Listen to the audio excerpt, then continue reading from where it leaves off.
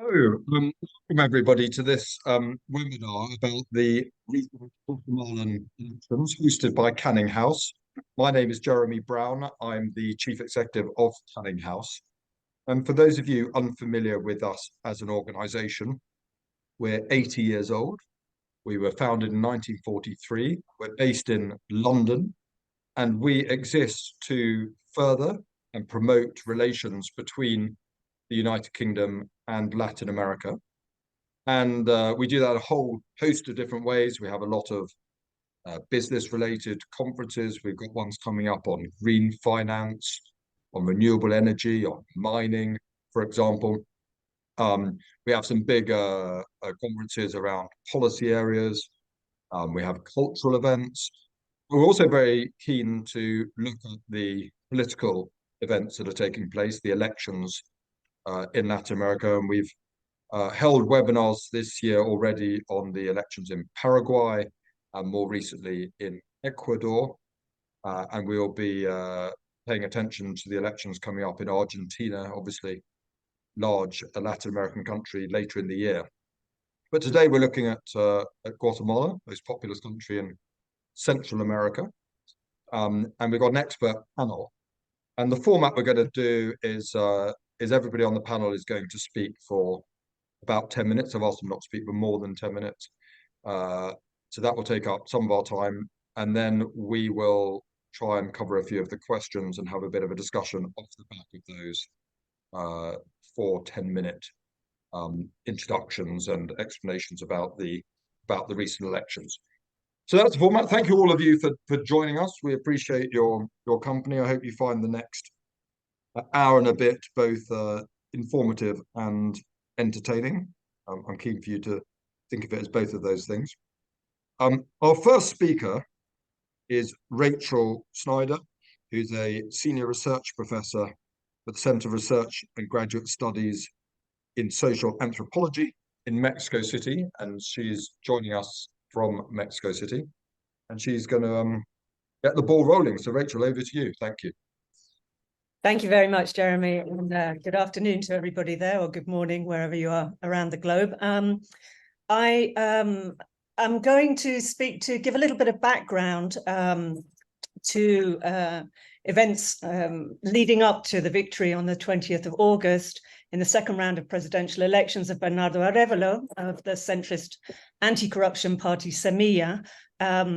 I would say that despite this unexpected victory, which I know we're all going to be speaking about, Guatemala's authoritarian regression continues and continues to deepen. So it's that I want to talk a little bit to today. Definitely in recent years, those of us that have watched particularly the justice system in Guatemala have seen how the independence and impartiality of that system has been significantly eroded, particularly through numerous corruption scandals for buying basically through parallel commissions and capturing the high courts, the Supreme Court and the Constitutional Court of the country. And under the leadership of the current Attorney General, Maria Consuelo Porras, the public ministry, Guatemala's public prosecutor, has effectively weaponized the criminal justice system to prosecute individuals fighting for accountability for human rights violations and corruption, using trumped-up charges against prosecutors, judges, journalists, and human rights defenders. We need to kind of roll back a bit to the start of this ongoing authoritarian regression or backlash, which I would say is a consequence, really, of the extraordinary accountability actions that we saw following the ousting of President Perez Molina in 2015. And in many senses, we should understand the current co-optation of the justice system and this wave of lawfare, which is really very extreme in Guatemala, as a violent reaction against the efforts of the UN-backed International Commission against Impunity in Guatemala, known as the CICIG, and the work of the Special Prosecutor's Office Against Impunity, known as the FESI, and the efforts of lots of pro-accountability judges. It's worth remembering that the CICIG's last head, Ivan Velázquez, was expelled from the country by President Jimmy Morales in 2019. And Consuelo Porras at the public ministry has effectively sacked or jailed or transferred lots of public prosecutors who work for the FESI. And in 2021, Juan Francisco Sandoval, who was the then head of the FESI, was sacked and remains in exile. And it's really, I mean, I'm sitting here in Mexico, and a lot of the judges and public prosecutors who are exiled are here. A lot more of them are in Washington. There's about 30 of them who've had to leave the country since January 2021. And I was actually carrying out research on judges in Guatemala in 2019. And many of the judges that I interviewed then, including Erika Aifán and Miguel Ángel Galvez, have been forced into exile by this lawfare, by the public prosecutor's office bringing spurious criminal charges against them. How does that work? They're put in pre-trial detention. Criminal proceedings are endlessly postponed and delayed. Defense lawyers are replaced at the last minute, making it very difficult for those accused to defend themselves. And those developments have been repeatedly condemned by the Inter-American Commission of Human Rights and by the UN's Special Rapporteur on Judicial Independence. And I'm sure my co-panelists will talk about some of the most notorious cases. But for example, Jose Rubén Zamora, who was the editor-in-chief of El Periódico, one of Guatemala's main broadsheet newspapers, was sentenced to 6 years in June of this year.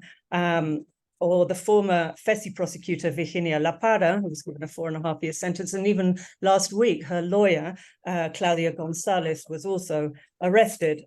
So who's behind these repressive actions? Well, a broad alliance of politicians, businessmen, and military leaders who are implicated in efforts to guarantee continued impunity and corruption, or business as usual. And they are dubbed the Pact of the Corrupt by popular opinion. And so it's this context in which we need to understand the recent elections and the accelerated lawfare that's accompanied these elections. 4 political parties were banned from running before the first round. And even before the victory of Bernardo Arévalo in the second round, the public ministry had tried to deregister the party, Semilla, his party, and are trying to deregister also, have tried to deregister other parties in Congress that might support Semilla. And the public ministries justified those actions against Semilla, saying that it had presented 5,000 false signatures to register the party. At the start of last week, the Civilians Register of the Supreme Electoral Tribunal provisionally suspended Semilla in response to a judicial order that didn't respect the process stipulated in the Electoral and Political Parties Law, and it was condemned by the OAS's Assembly and the Inter-American Commission as arbitrary and damaging to the rule of law. And so we've had a lot of turns since then. The Supreme Electoral Tribunal on Friday temporarily reversed that suspension of Bernardo Arévalo's party, Semilla. So Semilla is not suspended for now, but the outcome is still really very unclear. And I guess to close, just kind of important to say a couple of other things. First, that Sandra Torres of the UNE, who lost to Arévalo in the second round, still seems not to have accepted the officialization of his electoral victory. And that's worrying and important. So we see, again, kind of politics through lawfare. And last week, many of you will have seen in the news that Bernardo Arévalo denounced an impending coup, pointing to an alliance of corrupt officials and congressional representatives who refused to accept his electoral victory and who he alleges are planning to violate the constitutional order and stop him. Yes. I think it'd be really helpful for people to know on what basis, given the margin was pretty emphatic, on what basis Sandra Torres and others do not recognize the legitimacy of victory. The technicalities of the officialization of the victory, right? So the steps taken, maybe Manuel can speak more to the technicalities, the legalities. You keep going, but that'd be interesting. Yeah, the steps taken to recognize the electoral victory and whether the Supreme Electoral Tribunal should have called it in the way it called it or not. And I guess it's also important to say that, Arévalo and his vice president, Karina Herrera, have already been granted protective measures by the Inter-American Commission. There was a newspaper reports of a plot against their lives, nicknamed Plan Colosio, in the press. And clearly today, coups are achieved through lawfare rather than by the military marching into the presidential palace. And I guess we also need to see it against a backdrop of worsening repression against journalists, against human rights defenders, against territorial defenders, particularly against indigenous territorial defenders who are protesting extractive projects on their land, like mining, hydroelectric dams. And we've seen lots more violent evictions of peasants in recent years, and a rollback of some of the advances that were made in recognition of indigenous peoples' collective rights by the high courts in Guatemala. So it's notable how some of those indigenous authorities particularly have mobilized in the last few years, last few days in support of Arévalo and to protest corruption and demanding the resignation of Consuelo Porras and Rafael Curuchiche. But I think it's a very worrying period for Guatemala. I don't think lawfare is stopping. It looks like it's accelerating in this period around the election. So I'll be very interested to hear what our co-panelists have to say about the prospects for the new government and whether indeed it is going to be possible for Bernardo Arévalo to reach January and be inaugurated in the presidency in Guatemala. Thanks. That was a really excellent introduction to our session. Thank you very much. Clear, concise, informative, very helpful. Bleak as well. So let's come back to her because, you know, it's a pretty dysfunctional and depressing picture you paint, but maybe that's you know, we should paint accurate pictures, and maybe others will agree that's a fair picture, even if it's an unhappy one. Let's see. Let's explore further. Our second speaker is Edgar Ortiz Romero.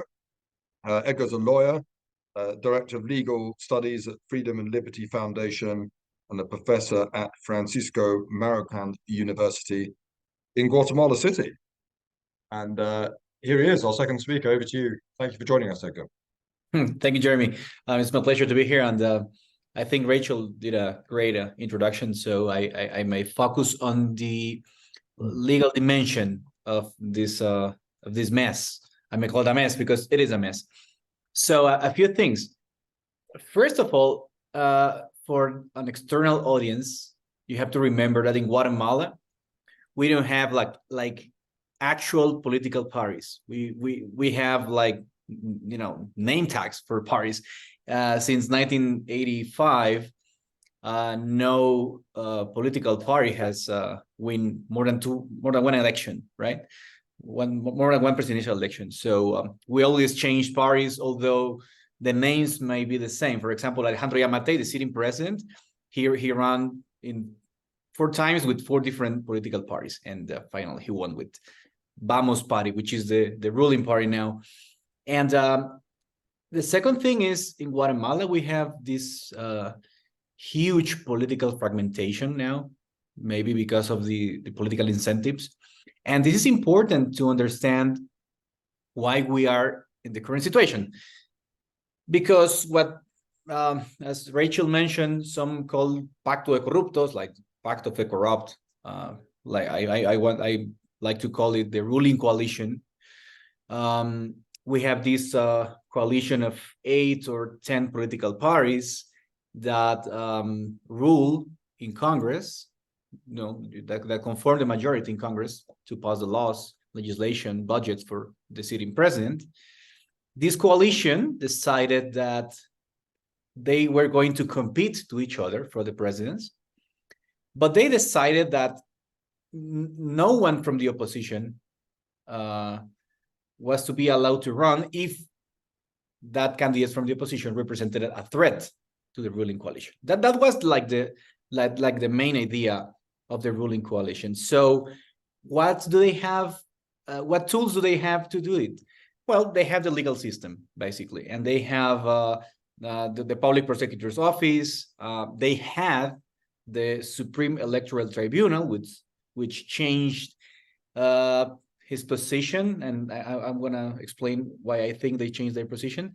And of course, the Constitutional Court. It's very weird for an external audience to hear what has the Constitutional Court to do with this. But the thing is, in our system, judicialization is very frequent, and sometimes major political problems are solved by the Constitutional Court by one way or another. It's very easy in Guatemala to file an amparo proceeding and to bring any political question into the Constitutional Court. And the Constitutional Court, which is usually controlled by political elites, will decide whatever is best for their interest. So in this election, we had 26 presidential candidates, most of them unimportant, and maybe 4 or 5 with some chances of winning. Most of the, front runners were somehow part of the ruling coalition. Sandra Torres, who lost in the runoff, was, like the representation of this ruling coalition and Pacto de Corruptos. But in January, when the registration period opened, they started the execution of the plan. When they saw Telma Cabrera from the Movement for the Liberation of People, SPARI, a leftist party, she scored, 11 points in the 2019 elections. She was in the 4th place. When they saw that she was a potential threat to the ruling coalition, they disqualify her by a very ridiculous legal argument, arguing that her running mate, Jordan Rodas, the former head of the Human Rights Office, that he lacked a solvency, showing that he has no administrative claims from his period in office. And by the way, this is a very absurd legal requirement that was passed in 2015 and was seeking to prevent corrupt politicians from holding office, but it was a very bad idea because it only requires, it is enough a legal claim to prevent you from running, which is incompatible with the human rights conventions, by the way. But the thing is, they quickly filed a claim to disqualify her running mate, so they prevented this opposition party from running. A few days later, a right-wing populist named Roberto Arzu tried to register himself as a presidential candidate, and they bar him under very dubious legal arguments, saying that he was pre-campaigning, which all of the candidates were pre-campaigning, of course, all of them, especially the presidential candidate from the sitting president's party, Vamos, Manuel Conde. He was pre-campaigning like a year before, openly, and he was never, sanctioned or even, reprehended publicly for doing so. So they disqualified 2 opposition parties, and the plan, which I called Nicaragua Light, because like Ortega did in Nicaragua, like he put in jail the opposition. They were saying, no, it's too difficult. We're not putting in jail all the opposition. We had enough with putting in jail some former prosecutors and judges. So they say, no, it's totally unpopular, but we can disqualify the rivals. And the plan was going good for them. But in May, 1 month prior to the election, the plans were going wrong. And this guy, Carlos Pineda, a populist, a right-wing populist, an entrepreneur, appeared first in the polls. So the ruling coalition was freaking out, saying, wow, it's just 1 month to the elections, and this guy is polling really high in the first place. He may win even, in the first round, which has never happened in Guatemala. So they used the Constitutional Court, which is very interesting, because Roberto Arzu and Telma Cabrera were disqualified by the Supreme Electoral Tribunal. Of course, the Constitutional Court was useful because normally the Constitutional Court would protect these candidates from such arbitrary bearings. But this time, it was just 1 month before the elections. This guy, Carlos Pineda, was winning. He wasn't talking to the coalition. So they were fearing that this guy was not part of the deal, and they wouldn't be able to control him, even though he wasn't precisely a good candidate for Guatemala. But the thing is, they weren't able to control him, so they filed an amparo proceeding straight to the Constitutional Court. And the Constitutional Court decided to disqualify this guy, arguing that 1 year before, the political party in which he was running made a few administrative mistakes during the internal assemblies of the party. That was very arbitrary, but the court decided overnight to disqualify the front runner of the election. And what happened? The ruling coalition made a huge mistake in their strategy, because they were disqualifying opposition candidates in a context in which fragmentation was really high. So they left all the candidates friendly to the ruling coalition in place, which were like 18 candidates, but they only allowed a few from the opposition from running. And that's the reason I thought Arévalo made it to the second round, because the median voter, who was so upset with the system, had really few choices in the opposition. And Arévalo was never, the polls never reflected the impact of Arévalo's popularity. And that was a good thing, because I'm pretty sure if polls would show Arévalo in the second or third place in June, they wouldn't exclude him. And the thing is, now, I wanted to finish with this. Now, from the day of the election to our days, since they lost the election, the ruling coalition is using, like Rachel mentioned this term, lawfare. They are using their strongest ally, which is the public prosecutor's office, to try to prevent Semilla from taking office in January. So they are trying to deregister the party. They are trying to put in jail some members of the political party. But the thing is, they are losing allies, which is interesting. I think if democracy holds in Guatemala, it's not going to be because of the virtue of the citizens or of the elites, but because of the bad movements from the ruling coalition. Because since the ruling coalition asked the Supreme Electoral Tribunal back in June to declare the election fraudulent, because in no grounds, by the way, because there were no grounds to declare the election fraudulent. It's very safe, by the way. But they were trying to declare the election fraudulent to prevent Arévalo from winning the election.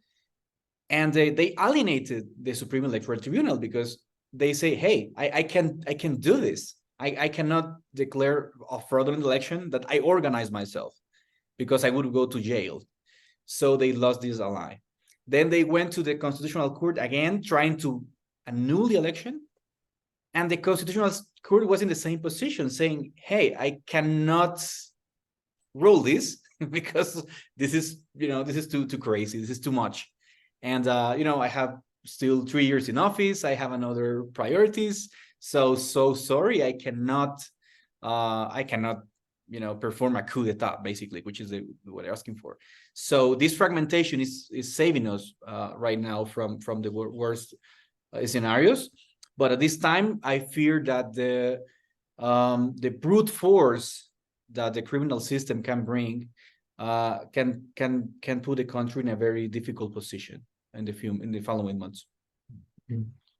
Edgar, thank you.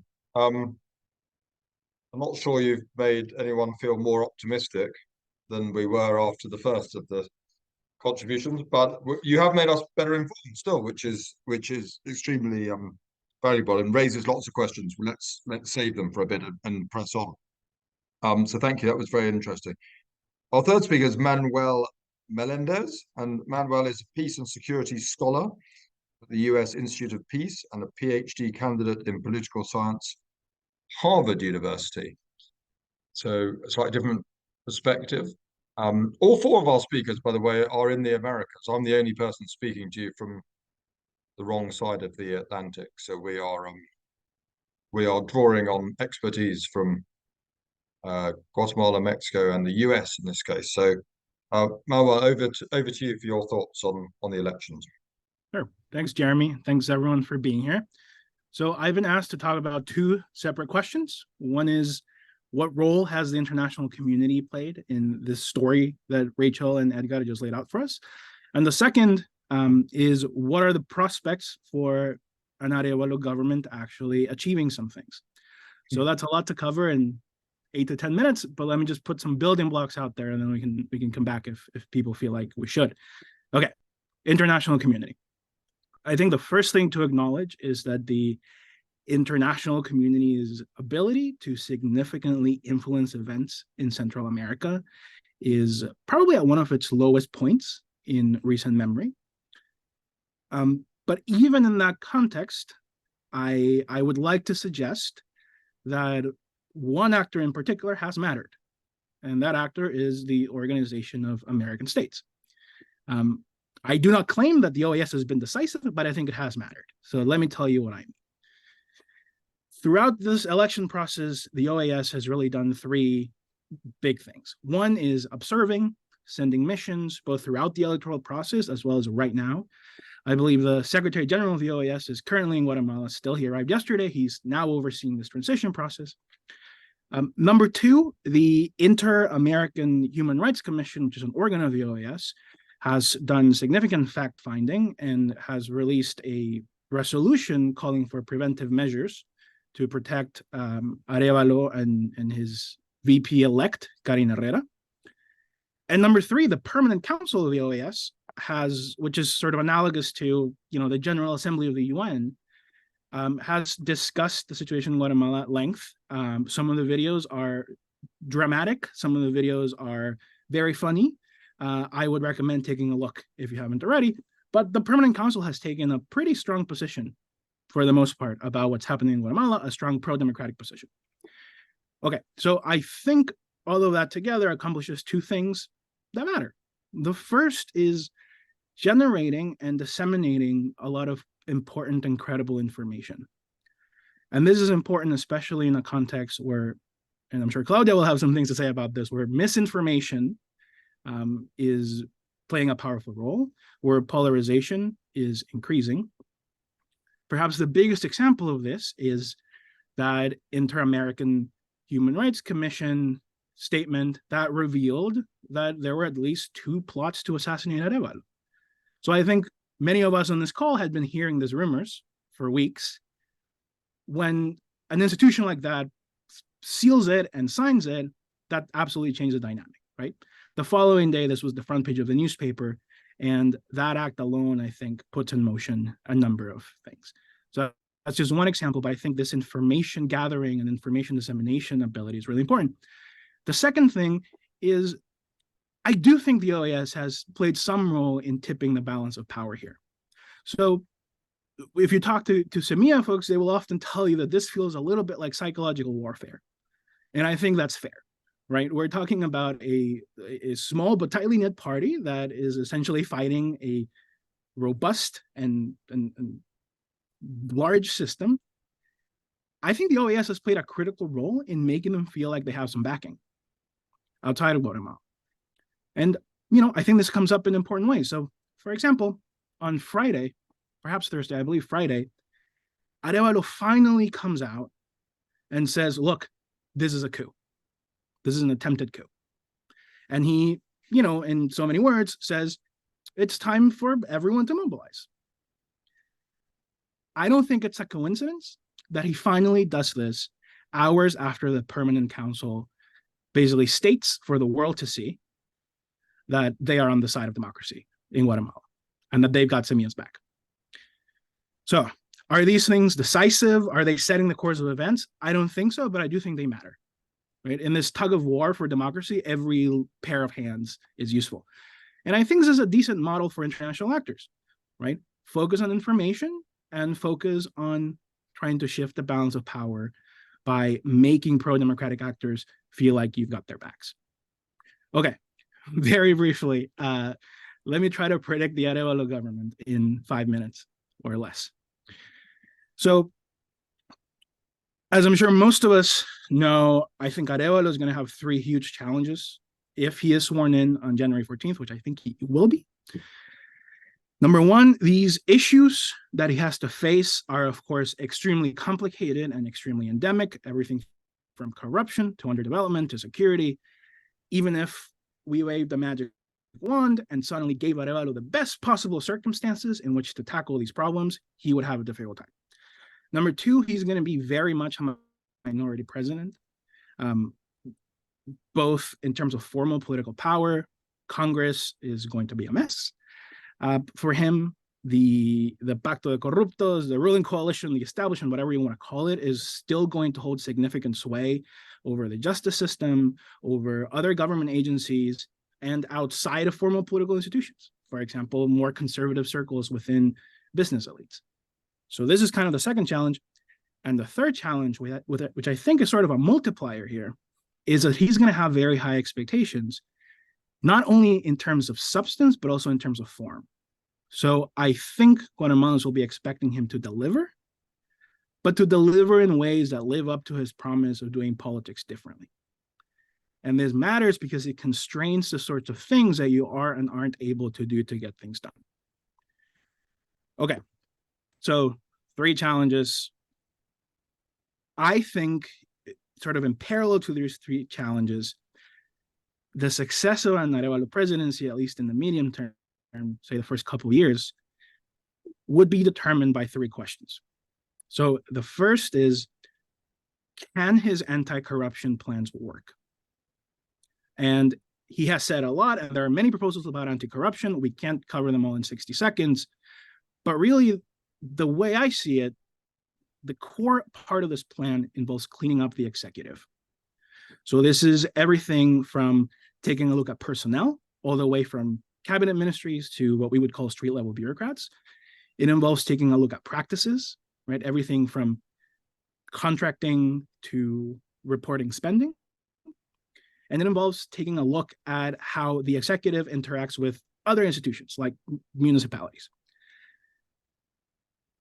Now, this plan hinges on a couple of bets, right? The first bet is that corruption in Guatemala is to a large extent a top-down problem, in the sense that the executive is the central node in these corruption networks, and that if you clean up and eliminate that central node, there are spillover effects for the entire system. Now, I think there's a lot to this. I think Arévalo himself will tell us, because he has told us, that things are a lot more complicated than this. And this is the sort of situation where you're going to have to battle it on many fronts. But this is the first bet. A second bet, and then I'll move on to my last point, I'm wary of time, is that by fighting corruption, and particularly from the executive, you can lay the foundations for the state to get things done.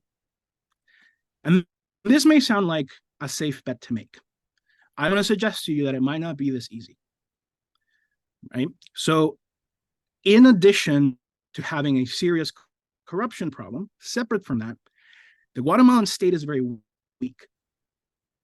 It's very limited in its territorial reach. It's limited in its infrastructural capacity.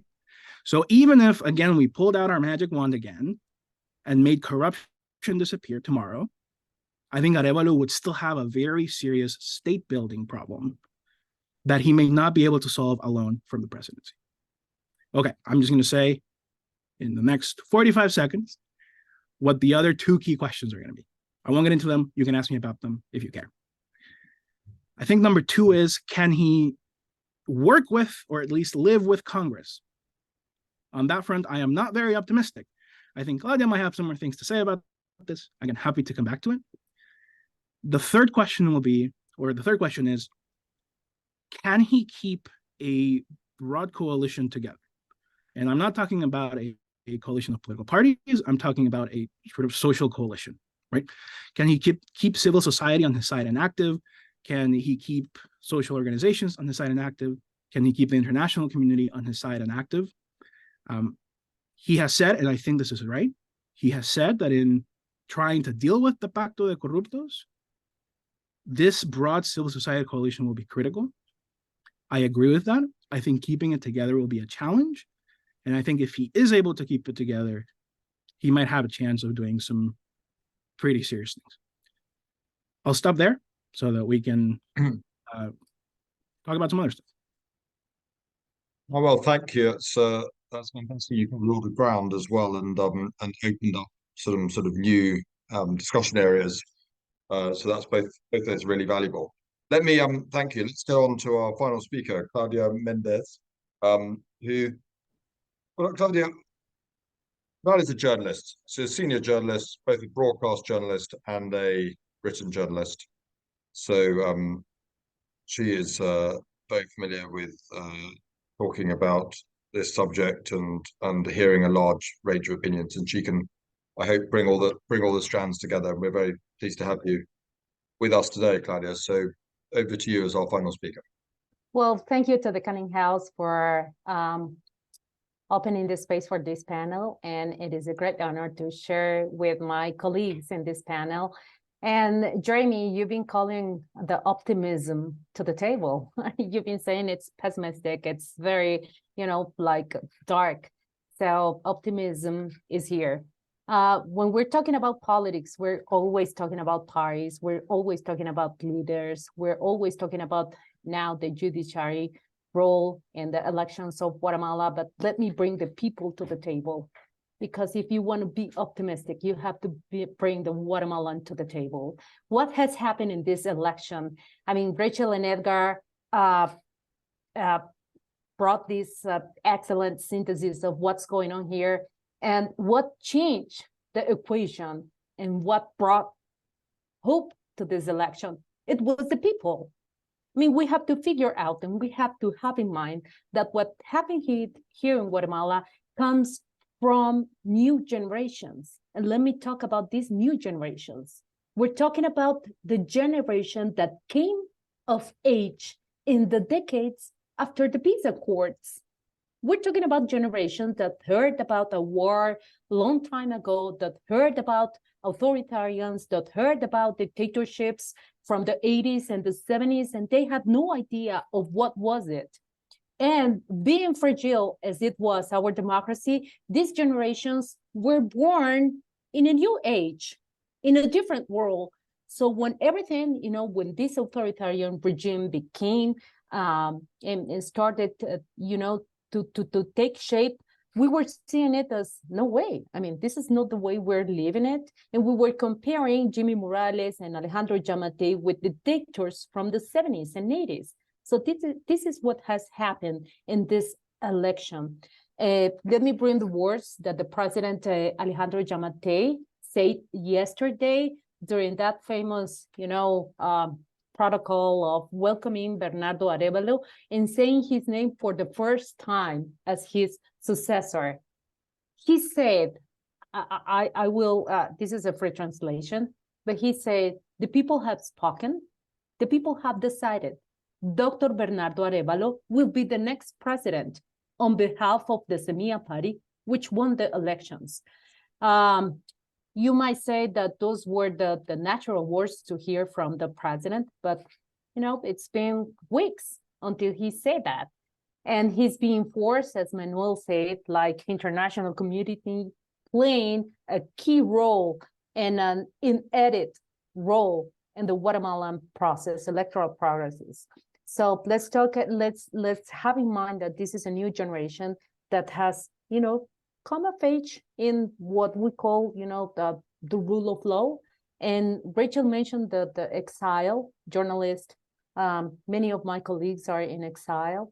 The colleague with whom I share my program has been in exile for almost 2 years now. And they represent too this new generation who were born and who came on age on this democracy. Now I have I would like to go to Manuel's questions, and can he keep a broad coalition together? We have to talk about that people. We have to talk about the organization of those persons. I have faith in the indigenous organization, and I also have faith in the social movements.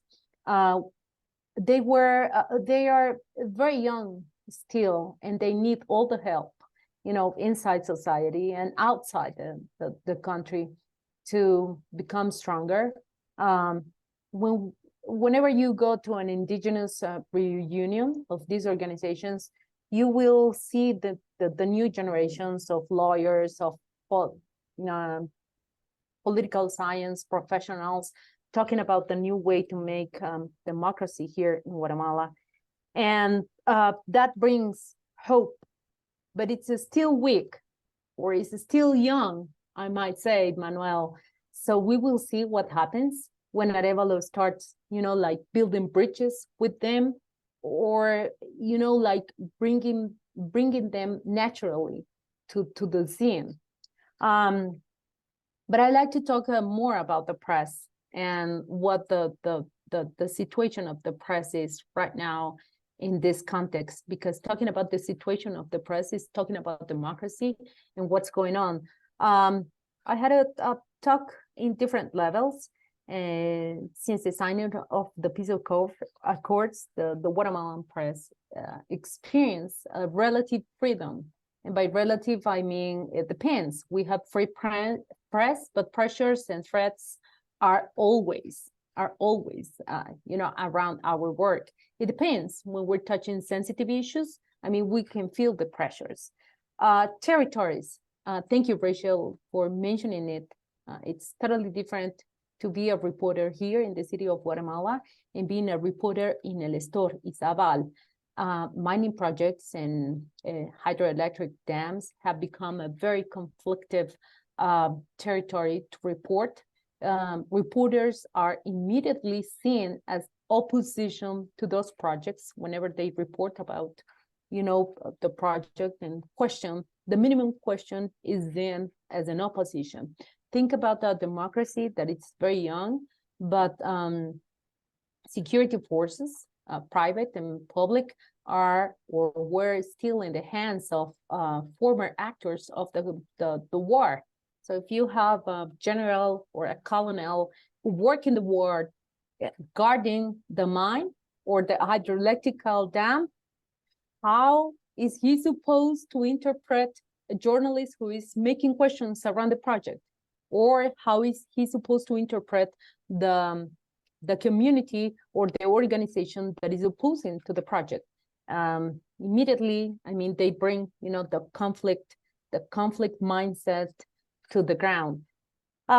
Business model, as the industry in Guatemala, as in the rest of the world, is going through a crisis. You all know about this, and the media have to change and switch to different models. And there's an interesting ecosystem here in Guatemala. I can mention 8 to 10 digital new medias, and they are doing, a perfect job. I admire my colleagues who are running these media outlets. They are independent, but all the funding, I mean, 75, 80%, 85% of their funding comes from outside, because how the economy, as has been described in this table, is going to support a press that is questioning and that is challenging the way the things have been done here. I mean, it makes no sense. Freedom of the press, I have to talk about this, has been very critical in the last 2 decades. But during the government of Alejandro Yamatei, we experienced the worst time of our careers. I myself, I have covered crime, I have covered corruption, I have covered drug traffic, and I have never been called to the public ministry until this government 3 times to answer questions as what are the sources of this investigation. I have never been called to the public ministry, and it has been an offense for my job and for the right of the people to be informed, of a free press. And I have here the report of the Association of the Guatemalan Press. It's 453 cases of aggressions to the press. during his period, during Yamatei's period. That tells you a lot. José Rubén Zamora, the founder of El Periódico, is in jail. He's been in jail for 1 year and 1 month under charges of money laundering. Funny case.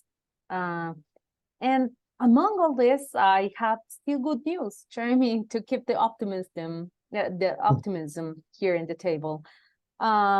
New organizations are being formed with reporters. The No Nos Callarán movement, which brings together almost 150 editors and reporters, came together for the first time in the middle of the crisis. And there's a strong voice going on there. So I'll leave it here. I'm curious to hear the questions and how the panel is built in the other side with the audience. Thank you very much. It was a good effort, a brave effort to be optimistic when there's not there's always reasons for optimism, but overall the picture painted by those 4 excellent contributions was, in my view anyway, not entirely a happy one. But we've had quite a few questions. I was going to say let's talk a bit about the election and let's talk a bit about the future. But the questions are mainly about the future rather than what happened. So let's, just to make it sort of chronological, let's briefly touch on what happened in the voting, but then devote most of the remaining 20-25 minutes to actually thinking about what's going to happen next rather than what has happened already. But just for sort of completeness, it's come out. I'd be interested in panelists saying why they thought that Arévalo won by such a big margin. What was the sort of popular impulse that led to him managing to surf that wave? I think I've got a good guess of the answer, but you know, it's pretty emphatic. It's a pretty emphatic runoff victory, plus over 20-point margin in any election is a landslide. Do we quite? I mean, there's a danger that we're talking about the Guatemala elections and we don't. I just want us to sort of dwell momentarily on the actual result and the scale of the runoff victory. What explains that that strength of popular support? Any volunteers? Well, I'm going to be short. First of all, there's only one universal law in Guatemalan politics. Sandra Torres will always lose a runoff, always, no matter what. So she has a very high rate of negative opinion. 45% of voters have a bad opinion of Sandra Torres. So that explains why she always loses. I mean, Alejandro Yamatei was a terrible candidate and beat Sandra Torres by a wide margin as well. And the second is, to me, this election was a referendum against the ruling coalition. And if you had Sandra Torres and Bernardo Arévalo, it was very clear that Arévalo not only represented something new, something different. It was a choice of business as usual versus change. Yeah, if you like. Exactly. And therefore he became the prince. He was the plausible change candidate. Absolutely, and Sandra Torres represents like the old system. She's like the the postal of the old system. Yeah. Given all the dysfunctionality that you've all described, which is pretty acute, if the choice comes down to continuity versus change, the public appetite, I suppose this is your point a bit, Claudia, the public appetite for something new, something different, a reset, is likely to be pretty high. Yeah. Do we need to analyze that more? Should we talk about the future? Can I jump in there and say? Yeah, please. I don't want to be the pessimist here, and I completely agree with everything that Claudia has said. And I think it's just extraordinary when one thinks of kind of where Guatemala's come from. I'm probably the oldest person on this panel, so I do remember Guatemala from the 1980s. And if you had told us in the 1980s that this would be the first country to put a former coup monger on trial for genocide and have a conviction, everybody would have thought you were crazy. And actually, I think I had professors who thought I was crazy at the time. So extraordinary things do happen. And, you know, there is a very fragmented but strong civil society if you can have those two things together. But I think that all the panelists have said, you know, Arévalo is facing a very difficult scenario in that he has a mess of a Congress, which is the Pacto de Corruptos, the ruling coalition, right? To get anything done, he has to have some traction within Congress, right? And then he has a popular vote, and particularly a young vote, and particularly very well organized, mobilized, and present indigenous ancestral authorities saying, we want no more of this old mess, right? We don't want more corruption. We don't want more politics as usual. And that really, I mean, it's not just a problem for Arévalo, it's a problem for all candidates that, you know, are brought to power on an anti-corruption, you know, because let's talk forward, because you've led us to that really well, Rachel. There's clearly, you know, I mean, what has been described is a, sure, you know, there's aspects of a healthy, vibrant civic society, but in terms of a sort of functioning democracy, it's a bit, you know, it's pretty shaky in terms of its ability to sort of measure and deliver a popular mandate. So there's appetite for renewal and change. How plausible is it that appetite is going to be met? I mean, you know, is he the real deal? Is he going to be able to drive through changes which may have quite a lot of popular consent, but a lot of sort of institutional opposition and vested interest trying to frustrate him? Is he, you know, an historical change maker, or is he going to ultimately disappoint against expectations? Who wants to if you want to, is he going to take office in January? I mean, is there, how much doubt is there in people's minds? I mean, what percentage? Maybe go through the panel. What is he going to, and you know, what's the percentage chance that it's all going to sort of smoothly transition? Why don't you? Let's go through the order quickly to get Rachel. Is it going to all happen? I think he probably will be inaugurated, and I think nothing is smooth in Guatemala. And if you put a percentage on, sort of 80% chance. I know this is a bit arbitrary, but I'll go with 80, probably higher. I just want a sort of sense of you know, whether we get from A to B. And Edgar, where do you lie on that question? No, I agree with Rachel. I mean, maybe 90% sure he will take office. So pretty not smoothly. I mean, but you would 90% probability if you were going to go. Manuel? Yeah, I would say 75. 75, okay. And Claudia? He will. 100. He will. Well, Yeah. okay. I mean, So, the fact there's any doubt about this at all is in itself, I suppose, a bit unnerving. But nevertheless, people, by and large, we don't have to massive conversation about whether the result of the election will be overturned or thwarted. Pretty much, people are fairly confident that we will see a new president take office in January. Yeah. Yes, go on. I think it's he will, but not. I mean, what we're seeing right now. It's just, you know, the way to the town. What we're seeing now, it's the road to the town he's going to. Opposition is not, you know, political parties, is not in the parliament, is within the system. I mean, it's Bernardo Arévalo in 4 years of vicious corruption, criminal networks within the state. It is him, Semilla, and, you know, the people wanting this change. Yeah. So it's not easy. I like to bring words of the people to the table. I've been asking every day in my morning news show, people that I interview, how do they describe the time we're living in?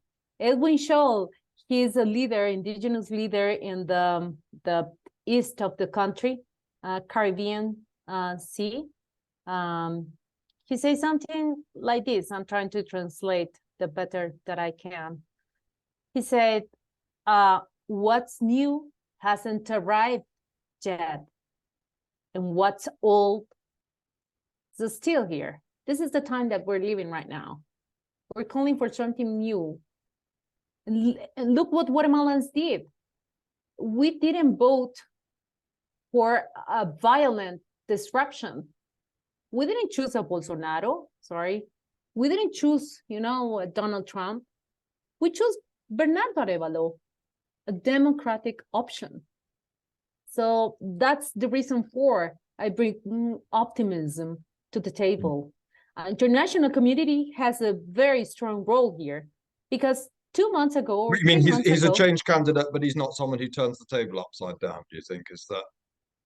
Yes, of course. I'm talking about that. I'm not talking about an extremist. I'm not talking about the radical people who comes and shakes the boat. So everyone, so there are bumps on the road and there's lots of wrangling, but we're fairly confident that we'll get to where we get to in January 2024 and have a new president. And then, does he have the popular energy? Does he have the force of personal sanctions to? When I say to disappoint people, ultimately, I suppose all politicians disappoint people to a point. So there's no such thing as a sort of perfect presidency or a perfect politician. But can he be a force for needed change? Can he be up to a point at least transformational? That's does this herald something significant in his election? Why do we go through? Because that's a bit, I mean, we bring in Manuel's points about, how I think benchmark that against dealing with corruption and living up to popular. But I think Manuel. Go on, Manuel you said God, you got the floor, Chloe. What do you think? Do you think? No. I like what Manuel said. It is really, really important what you say, Manuel. He has the executive branch, and with that, he can do lots of changes. But I'm thinking of Arévalo, being as optimistic as I am, I'm thinking of Arévalo only as a transition to what's new. Remember what Edwin Scholl said, like, what's new hasn't arrived yet. It's on the road. And I'd like to bring to the table the idea that Lizardo Sosa brought 4 years ago during the presidential election.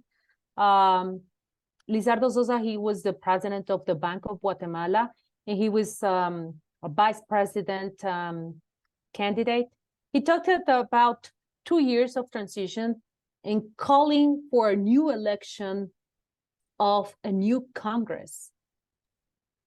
I'm just bringing the idea here. I know we still have the old Congress, but we have to see. I mean, if we want change, we have to see, and Arévalo must have the muscle and to see the times and act. But Manuel, I think you brought questions and you have a better answer. I mean, it's in reverse order. Manuel, go on. What's your answer? Sure. So I'm not sure I have a better answer, but I would point to two things. First, because the starting point is so dire in terms of the amount of corruption and in terms of the weakness of the system, Arévalo does have an advantage, which is he doesn't need to rebuild this country to deliver some meaningful things, right? Even if the only thing he accomplishes for the first, year of his presidency is to, clean up the executive in a significant degree. I think that could be big. I really do. I think that could be big in practice, and I think that could be big in terms of public opinion. The second thing I should say is I do think ultimately for sustainable changes, Congress is going to have to be important. I think there's just not a way around that. I will say this, and political science, I'm a political scientist, and we are not in the business of analyzing personalities. But if I were forced to do so, I would say that everything we seem to know about Arévalo and everything people tell us, people who've worked with Arévalo tell us in interviews and in private, points to the idea that this is exactly the sort of person who would be willing to sit down in a room with rivals and hash things out until the sun comes up, right? And we know this because we know that he's done this internally within his party, at times when factionalism was a thing. We know this because he's sort of made a career out of it before entering politics. So the sort of structural constraints may ultimately prove to be too much. That's a real scenario that we should think about. But I think if there's anyone who can do this, it might be him. It could be. So those two things give me optimism. He will be able to do things from the executive, and even small things will make a big difference given the circumstances. And I think at a level of experience and skill sets and personalities, he might be able to find ways to work with Congress, even if they're small ways. Fascinating. Edgar? Well, I agree. I had previously said that Bernardo Arévalo is a glitch in the matrix because I mean, it is very unusual to have such a personality in times of when people want change. Usually they vote for populist or other kind of characters. And to be honest, Carlos Pineda was the guy. You know, he was a populist who was very dangerous, but luckily we have Arévalo. The thing is, I see two things. First, he needs a team to govern. I mean, they don't have a team. They are a small party. They are short on staff. They are short on names for key positions. So to me, their problems are primary. They weren't expected to win. They weren't supposed to win. They were saying back in June, like 2 weeks before the election, that yes, maybe we win 5 or 8 seats in Congress. That would be great. They weren't expecting these victories, so they need to find key people for key positions, and that's not a minor detail. I mean, and the second thing is, you have to remember that you are driving an old car with no gasoline, so it's not only state capacity, as Manuel, I think, rightly pointed before, but it's even more basic, like to actually be able to make this car move, you know, and so to me, their problems are going to be very primary. They need quick wins in the first 6 months because people are expecting really quick change, and that's not easy to achieve. But at the same time, I agree with Manuel. If you supply hospitals with medicines, if you supply, you know, schools with books and stuff, and you're able to repair the roads, that's a lot compared to what we had before. So one good thing is he doesn't need to transform Guatemala into New Singapore. I mean, he only needs to transform, you know, a dysfunctional state Progress. to a more, to a more, It's important actually that sorry, I'll come to you in a second. He needs to show, he doesn't necessarily need to do everything, but he needs to do something. He needs to show progress. Does he also need to show, if you like, sort of honourable intentions? Is there a great sort of public appetite for not just outcomes, but things being seen to be done with propriety and integrity, if I can put it that way? You know, even if the roads aren't better, the fact that the person is trying to do the right thing, and I'm just curious to know what the sort of the yards, what the benchmark the sort of general public have, you know, before that, where they you know, say, yeah, give the person the balance of doubt, you know. What do you were speaking of, what, just to, Can I jump in? yeah, And so, go on, yeah, you say it. I mean, certainly the impression that one has from talking to people in Guatemala, reading the press, etc., is that yes, people do really give him the benefit of the doubt and see him as a clean candidate, as a committed candidate. And you know, we've not painted a super optimistic picture here, but there is a great sense of relief, I think, in Guatemala after that second round, as as Edgar was saying, that, you didn't get a crazy right-wing populist candidate. And, you've got somebody also who hasn't come from nowhere, who has, important history and important family history in Guatemala. And the second thing I wanted to say is that I think it's 2 years until the selection of the new Attorney General and the elections for the Constitutional Court. But I think that the position of Consuelo Porras is untenable, and that she will go, and she will have to resign, and she will be forced to resign.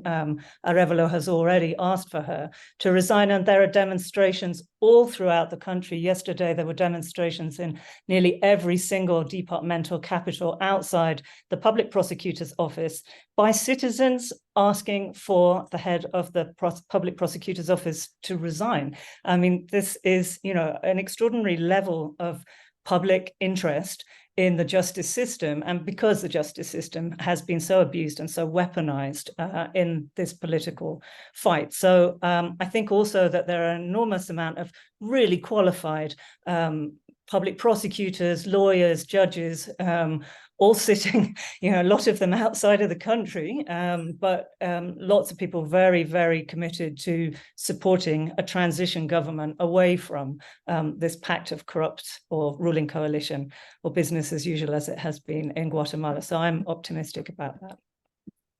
I'm going to come to concluding remarks a moment, but one aspect that a few of the questions have touched upon, I hope we tried to thank you people, by the way, for putting comments in, and we tried to sort of capture some of the essence of that. Any international aspects, just to sort of lift it a bit from momentarily from the domestic scene, United States, I suppose, obvious player, but other neighboring countries, or Latin American community as a whole, is that like to sort of come into play? Which other actors beyond Guatemala have a stake in the elevation of Guatemalan public life into something more functional? Will we see others play a part? Not everyone needs to answer that, but it's just whether the sort of wider context matters at all, and if so, why? I'm not doing great justice to touch upon it, but if anyone's got any particular thoughts. Sorry, Claudia. Go on. Oh, Go on. it's interesting Manuel, to see. Yeah, it's interesting to see that. Okay, why don't we Claudia and then Manuel? Sorry. That's It's interesting. I jumped when I read what the Claudia Haviduk from the audience just wrote in the comments. She said Bukele.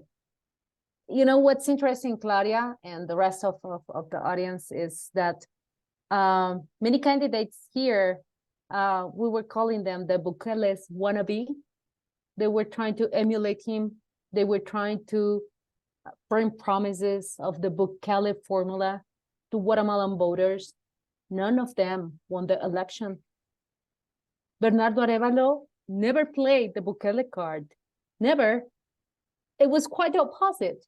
When he was asked about the security for citizens and along the questions in the name of Nayib Bukele, he responded that he believed in a totally different approach to build civil security. So I'm wondering how is the relationship going to go with Nayib Bukele being as strong as he is not only in El Salvador, but in the region and in Latin America. In a couple of days, they're calling for elections again in El Salvador, and Nayib Bukele will be, for sure in that ballot. I think that I'm asking more about the internal actors and who is going to play a key role here. Definitely the United States are going to play a key role here. I mean, the undersecretary for I'm not sure what his position, but is coming this day to visit Guatemala. Another international visit as the Because I want to give people time for any other, so I don't want anyone, tell you what, wrap it into any concluding thoughts. Let's do it, let's do an order. If anybody wants to say something about any international aspects, you can do it then, but maybe a minute or two each on thank you, by the way, all of you, but on summarizing any thoughts, points you wanted to make that you haven't had a chance to make, but maybe try and sort of draw the threads together on where we are and what we can expect to see over the next year or two. So it's a lot to put into a concluding minute or two, but let's have some discipline on time. Rachel, any final thoughts? Briefly, I think it's going to be very important for us to pay attention to what Semilla and Bernardo Arévalo's governments say they're going to do. And I think it's going to be important that parts of the business sector line up behind the government. And I do hope that we will see that in the coming months. And I think it's also going to be very important, as Edgar said, and Manuel pointed out too, that, that the international community have put an important spotlight. The OAS has played an important role in this transition. And so I think I would hope that we won't take our eye off the ball in the coming months, and, that we can be cautiously optimistic for the next 6 months. Thank you. Good succinct summary. Go. Well, in the same line, I think the next few months are going to be very accidented, but I think he will take office in January, and I think Guatemala has a big opportunity. There was a glitch in the matrix, as I mentioned before, but we have to seize this opportunity. I think Arévalo has a big chance of changing things, and I think the first year will be crucial. If he is able to bring enough consensus on very basic things around the government agenda, I think you have a good start for a transitional government, as Claudia mentioned.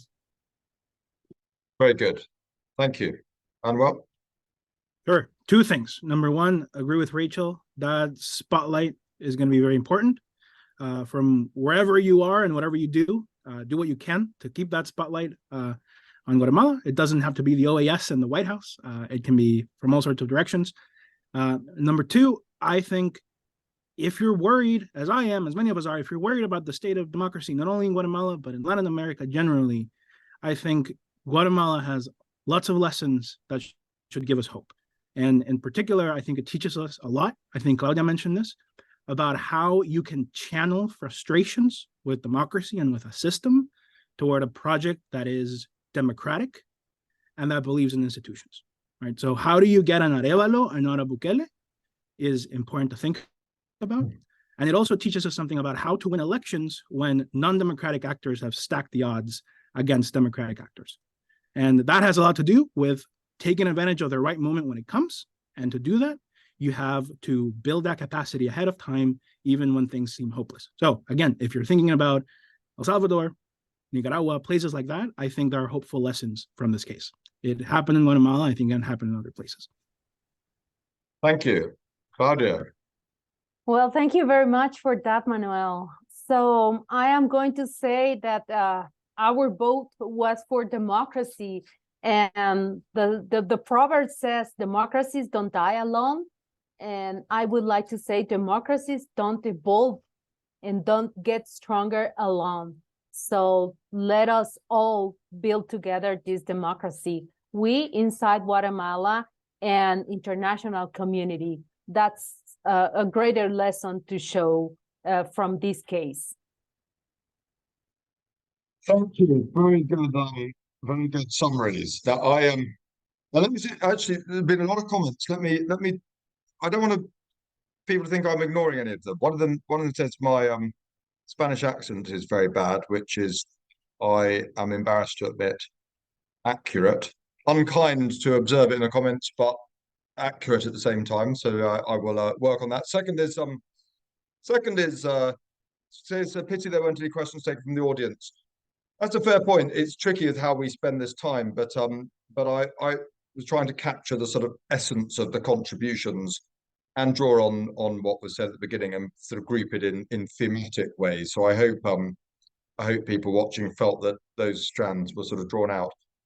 And the final bit is it's always difficult because you know, we try and invite as many people as possible to these webinars. So we are trying to cater for a range of expertise and interest, from people who've immersed themselves during their whole working lives in the subject matter to people who are coming to it new.